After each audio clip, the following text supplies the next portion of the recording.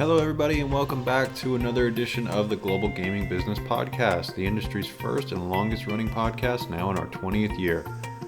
As always, I'm your host, Jess Marquez, and our guest this week is Steve Gallaway, managing partner at GMA Consulting, to talk about the Albanian market and the opportunities it currently presents. When discussing the thriving or perhaps even burgeoning gaming markets around the world, Albania is not often among the first mentioned. But industry veteran Steve Gallaway of GMA Consulting argues that the country presents some fascinating opportunities for those willing to invest. Gallaway has done extensive work on analyzing the market and points to several factors that make it attractive for small and medium-sized developments. He and I spoke at the ICE Barcelona conference in January. Steve, thank you so much for joining me. I know it's a bit crazy, it's ICE Barcelona for the first time. We're still kind of feeling it out, Yep. kind of a new experience for everybody. So again, thanks for being Absolutely. here. It's a great show, though. That's Much great. better here than in London. Well, up for debate, I guess, amongst stakeholders. But I think it's nice. It's my first time here. Have you ever been here before? I've been to Barcelona a couple times. Never been to this conference center before. Gotcha. But Barcelona is a fantastic town. I agree. And I think it's a better location than Excel. So I was telling you off air that the GMA is obviously such a big presence in the industry worldwide, and I've been thankful to get to know you guys and really learn a lot from you guys. And I think you're probably the only one that I haven't gotten to really meet so far. So it's great to get together and do this. Same here. So as I always like to do on these interviews, I like to learn about the guests. So I know I'm sure your resume is quite extensive. You don't have to go line by line, but just kind of for anybody who may not be familiar with you, how'd you get here? Sure. I grew up in the casino business since I was 8 years old.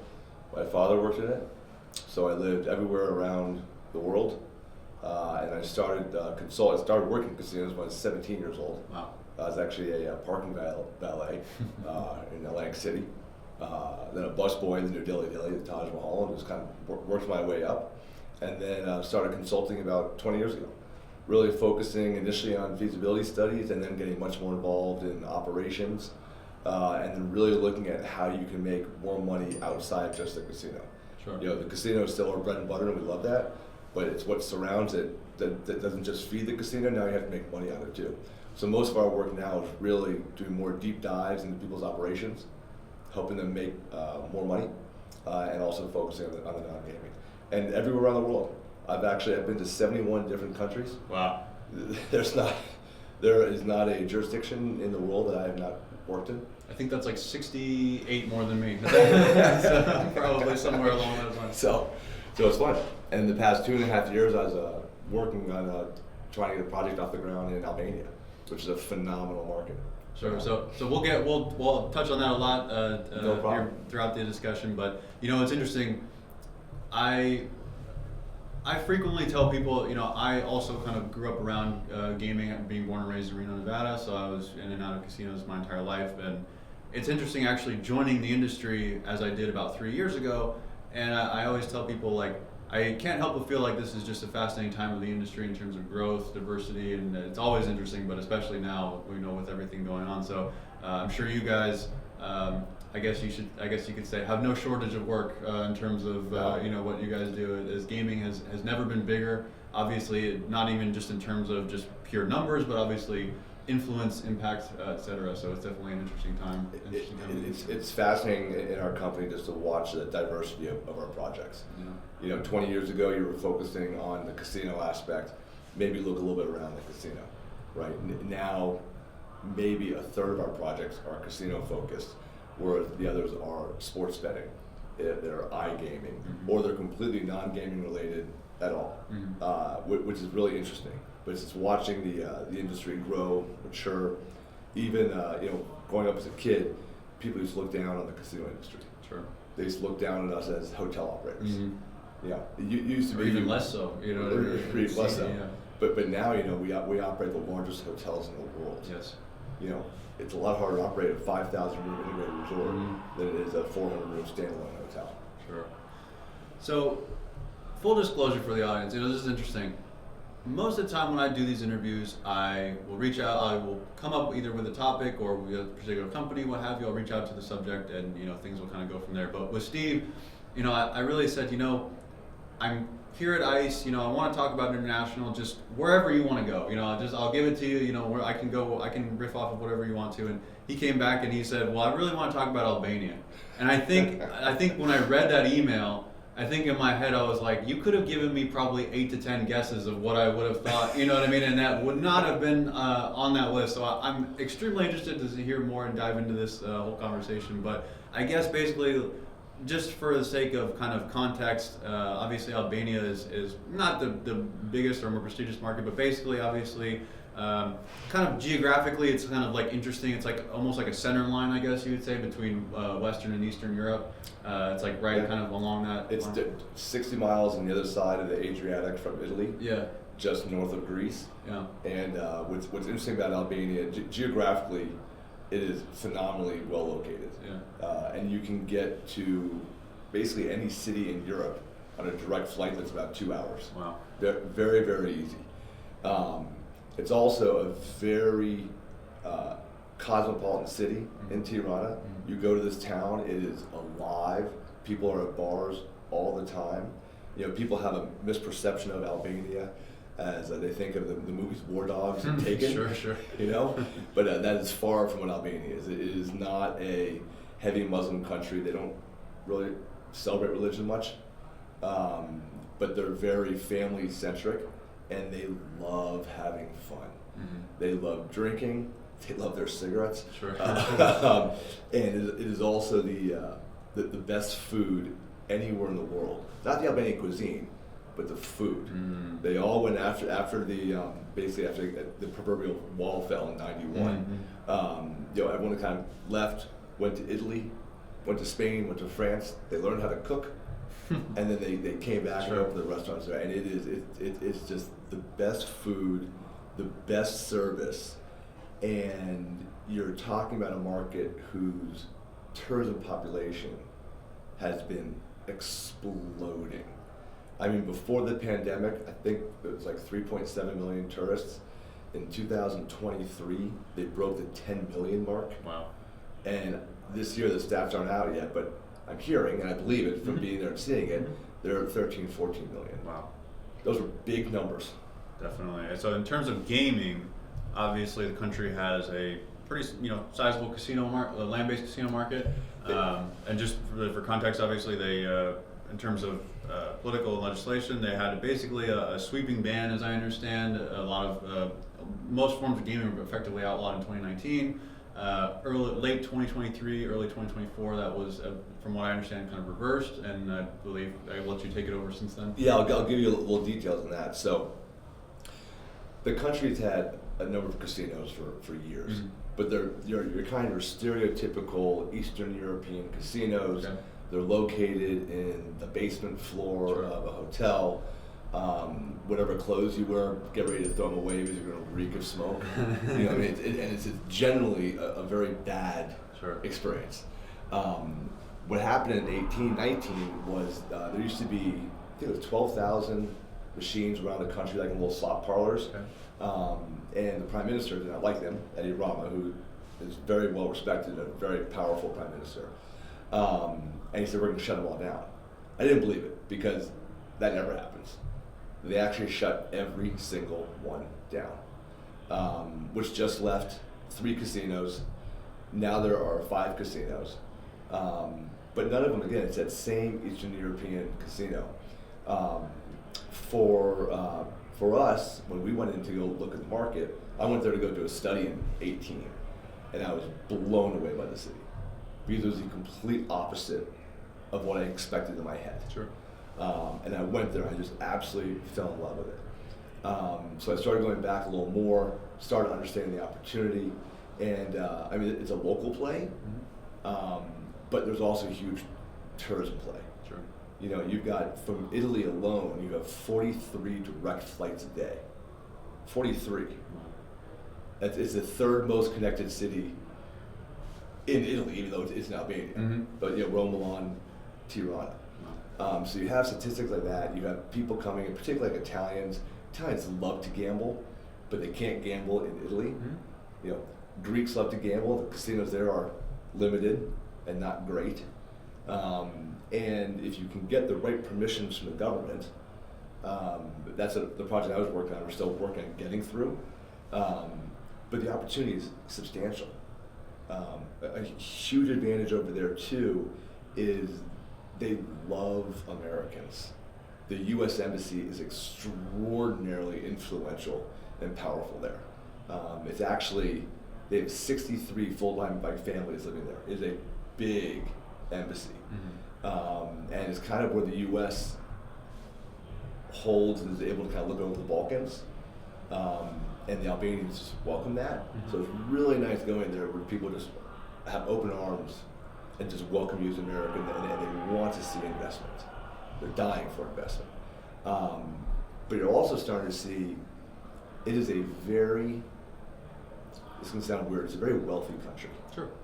You know, and it used to be the U.S. State Department last year finally changed their tune. They stopped calling it a poor, underdeveloped country, and it's now an upper middle income European country.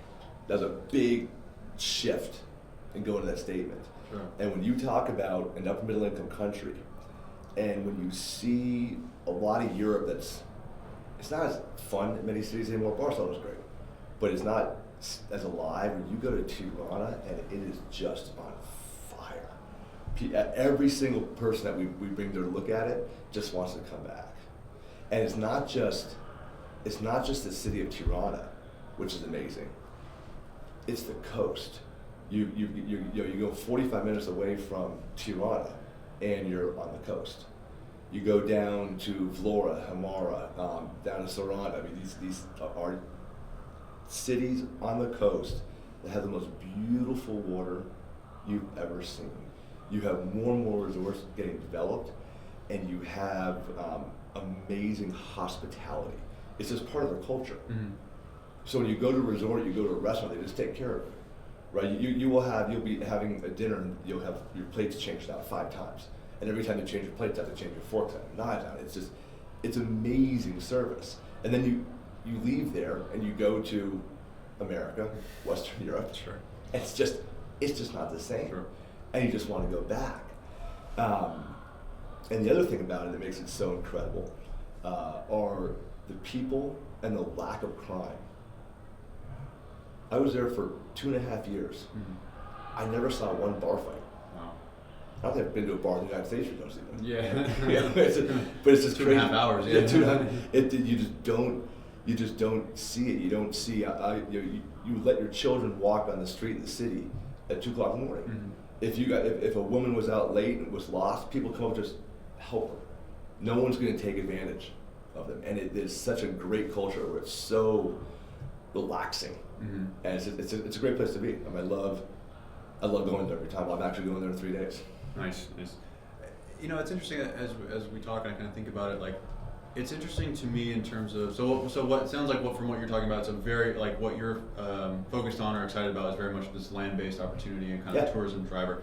And that's interesting in the sense that like we see these pockets around the world now that are as I guess if you want to say in juxtaposition to like the global kind of digital movement, we see these other pockets around the world that are very much interested in the land-based investment, whether it be some Asian countries, obviously, there's obviously still some pockets of the US that are very interested in land-based development. So it sounds like Albania is what basically what to you is one of those kind of bright spots in terms of where land-based is, rather than languishing, is very much like kind of in demand or a growth opportunity there. You've got a big cash market, which is always great for a land-based casino. Sure. You have a very reasonable tax rate. Okay. You know, you're talking, I think it's 12.5% on tables and 25% on slots. Oh. That's fine. That's an easy tax rate. You have very low income taxes, very low property taxes. It's a very tax-friendly environment. You know, when you look at the rest of Western Europe, one of the parts of the difficulty of operating casinos in Western Europe are the tax rates. Sure. And so I think there, we haven't seen a true integrated resort in Europe yet. We just haven't seen it. Yeah. And for really any jurisdiction, put Vegas aside, but where you have large-scale integrated resorts, you have both a locals play and a tourist play. Sure. Right? Even look at Macau, right? Guangdong Province is a gigantic portion of it. It's a locals market. And in Albania, it's the same thing. You have tons of demand from locals. Albanians love going to countries such as Montenegro to gamble. They don't do much in Albania because of the casino product that's there today. But you don't see any women in the casinos today because of what they are. When you went to the slot parlors in 18, it was all women. Sure. It was like a bunch of dotties. What is that? Man, that cuts deep. yeah, but they were popular, and so if you give the people the product, they will come. Sure. And then for tourists, it's such an easy airport. From the time you land, within 10 minutes, you're through immigration. They have the machines for those countries that have the biometric ones, which are great, or you go to the counters, but I've never been in line for more than 10 minutes. Really? It's usually about a minute. Wow. And then your luggage will be coming off within 5 minutes. I don't know how they do it, but it's incredible. So when you look at the tourist, it's easy for them to come. And you look for people coming from Italy, for example, it's almost easier to go to the airport, hop on a flight to Tirana versus would be actually having to drive to a city or having to go to a conference center, and it's a lot less expensive. Sure. One of their biggest problems they have right now is a lack of hotel supply, because it's just hard to keep up with that type of demand. Airbnbs are through the roof. They just opened a Marriott last year, and now they're opening, there's a Hyatt under construction, a Hilton, a true 5-star Intercontinental should open next year, but you're getting that base coming in, and the more you build it, they will come. Sure. And when you have that many tourists coming in, and you got that many people having fun, going out having a good time, they want to gamble too. And if you give them the right product, they will use it, and you can make a lot of money out of it. I know of 2 projects, which I can't publicly discuss either one of them, sure, but 2 different American groups who are actively working on developing a big casino there. Sure. Talk to me about regulatory structure. What's kind of your take on that? Obviously, that's a huge part, especially as you kind of get farther eastern into Europe. Obviously, that's a big governmental relations, regulatory stuff. Yeah. So, what's your just kind of take on that? From a regulatory perspective, we were able to influence some revisions to the gaming law last year, just looking to clarify them, which we're successful at. So in terms of the gaming law, it's very clear what the taxes are. Very, very easy to understand. Very easy to understand how you get a license. You have to have what's called a 5-star hotel. By their definition, it's not our definition of 5-star hotel, but a nice hotel, a Marriott. That qualifies as a 5-star hotel. And then you have the right for a gaming license. Different from the United States, gaming licenses there are more of a right based on the product you have versus a privilege. Interesting. So I don't really ever see a risk of gaming licenses just being taken from the government. Now, AML, KYC related, you really need to do that yourself. They have a gaming commission. It's not very active. Okay. So it's really kind of, if you look at when LVS went into Macau and the regulatory authority then wasn't strong, and they basically brought over their best practices from Nevada and kind of set up their own regulatory. And that's how you have to do it over there. You kind of have to self-regulate to make sure that you don't want to put your licenses at risk in any other jurisdiction. So let's say if Nevada came and look at it, you say, here's what we're doing. But you have to rely on yourself for that. Now, I guess in terms of if you were, so let's say, let's call it best case scenario, right? Let's say a fully mature or at least a much more developed Albanian market.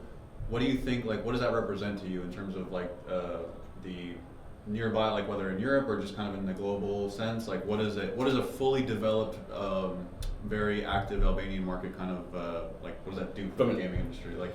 It's tough in the gaming industry because the numbers aren't big enough. Sure. I think that's kind of the rub, right? They're not, they're not big enough to attract a Caesars, sure, an MGM, Wynn. For those guys who do casino, they got to be making at least $500 million in GGR. Sure. Just realistically, if you're looking at a new market. This is a much smaller play. The market today is probably 150 million. Okay. Can that be doubled, tripled over time? Sure.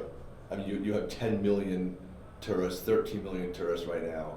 You have a population, Tirana keeps growing, it's just over 1 million people. but with a lot of cash, a lot of disposable income. So for someone who's more independent, you know, to do 75, 100 million in GGR, that's realistic. If you do it right, if you build the right product. You're not doing 150, you're not doing 200. And I don't know if the market ever would get there. Sure. So that's what, from the industry, I think what it does is it just gives the opportunity to build new, fun casinos, build a good product. But as we've learned, as Vegas showed, the difference with Tirana is you're not making money just on the casino, right? You actually make money on food and beverage there because labor is inexpensive, the cost of goods are generally inexpensive, and you can charge pretty good prices. You're talking about if you go to a nice restaurant, you're gonna pay $100, $110 a head. So compared to Western Europe and the United States, it's definitely inexpensive, but it's not cheap. Sure. So when you can charge people money like that, you're making good margin on that. On your hotel rooms, you're seeing ADRs now north of 200, which you didn't see before. Years ago, you were pushing 100. You go stay in the Marriott now, you're going to be paying 175, 225 a night, and it keeps going up. So when you have that much of an ADR, your cost of goods aren't that much. To flip a room, it's $20 a night. So you get good margin on the hotel. So as you start adding up those items, you just have a really nice resort where you can be paying some pretty good money. But again, it's not going to be large enough for a huge operator. But there are a lot of guys out there who would love to have a project that's generating 25 to 50 million EBITDA. Sounds good to me, right? Yeah, that's good. One thing I'm like, and this may not be a big factor, right? But as somebody who you spend a lot of time there, you live there, you kind of get more of a sense of like as a culture, as a place, more so than just a market for people to go to. Like, one thing that's interesting to me about gambling in particular, as opposed to many other industries, is there's a cultural aspect of it too, right? And that kind of you can either fuel or kind of hurt the industry, right? Like if you kind of do it on a scale of like let's say like Las Vegas is like gambling is very enshrined in the culture of it, versus comparatively on the opposite end, maybe like a UAE or like a South Korea or something where it's like not in like their culture at all, and it's kind of like where would you put Albania in that scale in terms of like the cultural acceptance or thereof of gambling? It's a hybrid. Okay. And the reason I say that is, very often when you go to countries that are anti-gambling, it has a lot to do with religion. Yeah, exactly. During communism, religion wasn't allowed. Yeah. So, while people there, I think the country is like 25% Christian, 75% Muslim, but they're not practicing Muslims. So for them, the religion there it's not an issue. And they are a culture that like to have fun. And the slot parlors were slammed when they were open. So again, it goes to if you give them the right product, they will use it. But you also have to be careful with a casino. It can't be fully open in their face like in Las Vegas. I don't think that would go over well. I think they'd perceive they don't want their kids to walk through. There still is that perception like you have in Europe, that a casino is a casino. So I would still want to put it on the main floor, the ground level of the resort, but you have to shield it a little bit, a little opaque glass, Sure. People can feel the energy from it, but it's not in your face. But if you do it, and also I think a lot of people would not want to be seen fully, but if you can kind of be a little discreet with it, be tasteful, and then people will do it. Again, it's a culture that loves to go out and have fun. And that's what's so key is the problem, in my opinion, with the casinos that are there today is they're just Eastern European grind joints, just trying to get all of your It's not an entertainment experience. Sure. If you can build a proper casino that is an entertainment experience, they'll embrace it. If you build a proper casino that is welcoming to women, they will come and play. I've talked to many women in Albania. They just don't feel comfortable going to the casinos. You got a guy wearing the black jacket, the security guy, tapping you down, you're going through a metal detector, and it's not comfortable. Yeah. And then you walk into a wall of smoke. Yep. So this has been really interesting. I mean, like I said, I came into this completely open, and I feel like I've learned a lot. It's really interesting. I've never obviously had this much of an in-depth discussion about Albania, and I really appreciate it. But so I guess to kind of finish it out and as a parting thought, so you're back in the States now, right? You're no longer. So I guess are you kind of what's your kind of final takeaway, or kind of where are you at right now in terms of? In terms of the project, I kind of I did there what I needed to do to get Sure. things set up. Yeah. And the key for our project is waiting for government approval, which I have learned in international developments to Sure.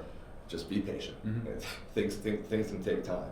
But the key takeaway, and one thing I could tell anyone who listens to this podcast or is interested in Albania, don't trust me, just go there. Sure. Like if you just hop on a plane, go there in the summertime, go to the beach resort, go to Tirana, you will fall in love with the country just like everyone else does. And that's why the tourism jumps up every year. You just need to go. Heard it here first. So thanks again, Steve. This has been really great. It's really appreciate you doing Thank this. you, Jess. I figure maybe next time, we'll meet in Vegas and we'll talk about Singapore or something like that. You know what I mean? Absolutely. We'll get as far away as we possibly can. But thanks again. I really appreciate it. Thank you. Appreciate it.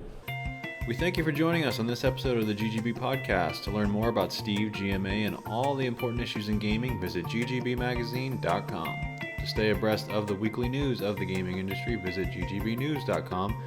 Don't miss an episode by subscribing on Spotify, Apple Podcasts, and wherever you get your podcasts. Thanks, and we'll see you next time.